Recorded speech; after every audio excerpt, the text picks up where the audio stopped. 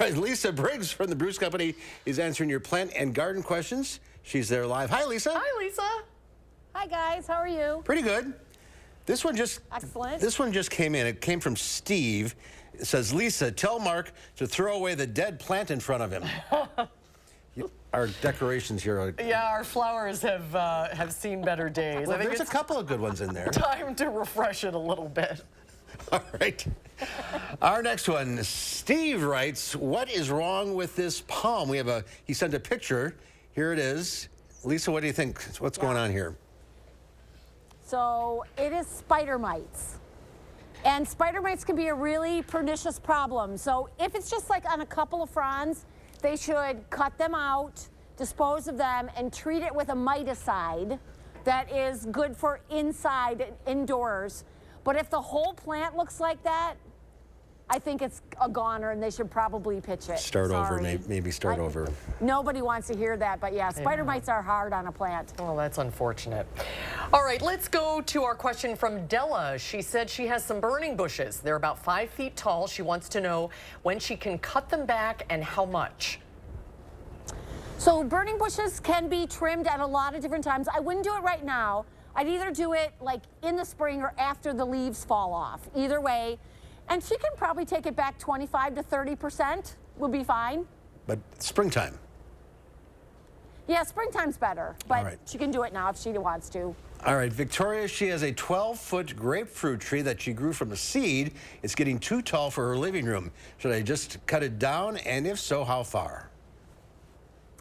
I think that she's probably been growing that for a long time. I think we want to see photos of what that looks like so we could advise her exactly where to cut it. So she could send photos to you and you'll pass them on, or she can send them right to the plant desk. That's plantdesk@brewscompany.com, and then we'll take a look. Okay. Plantdesk@brewscompany.com.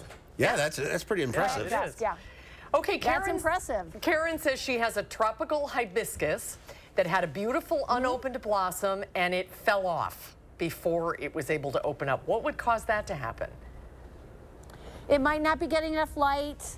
It might have been an uneven watering situation because, you know, it was so dry, and if it went too far dry between waterings, that might have something to do with it. It also might be that it was left outside when it got a little nippy at night, and so the flower buds were frozen off a little bit. It got too cold for them, so it could be any one of those things.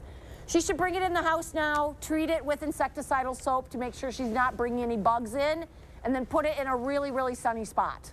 All right, Tammy has 2 huge geranium plants. How or when can I trim and cut them back? They're quite old for my mother, so I'd like to continue to keep them growing. Yeah, so bring those inside. There are a couple ways you can do it. You can have them be dormant and treat them as a dormant plant and then sort of restart them in the spring. But if you want to keep them as a house plant, bring them inside. Again, a really, really sunny window, and just sort of keep your eye on it. Trim it back if it starts to get leggy.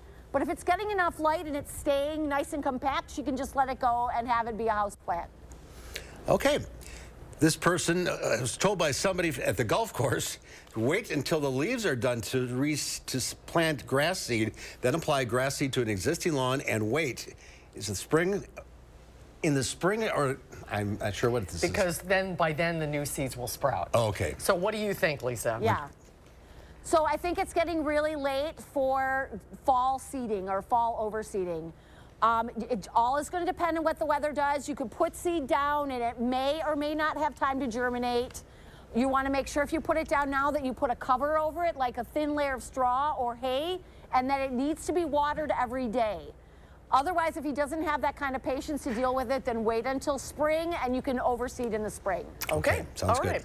Chase has a question. He wants to know, when is a good time to plant tulips and other perennial bulbs?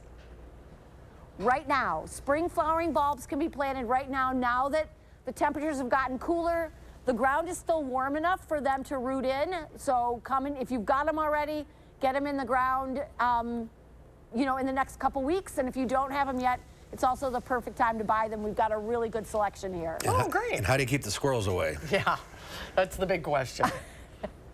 All right. That's another question. Yeah, that's another story. Here's another question. Is there any benefit to spraying Roundup on weeds this time of year? Some of the perennial weeds like oxalis, the sorrels or creeping Charlie will benefit. Well, they will not benefit by a treatment, a fall treatment of some kind of herbicide. So perennial weeds, yes, you can go ahead and do that. For annual weeds, you've really missed the boat.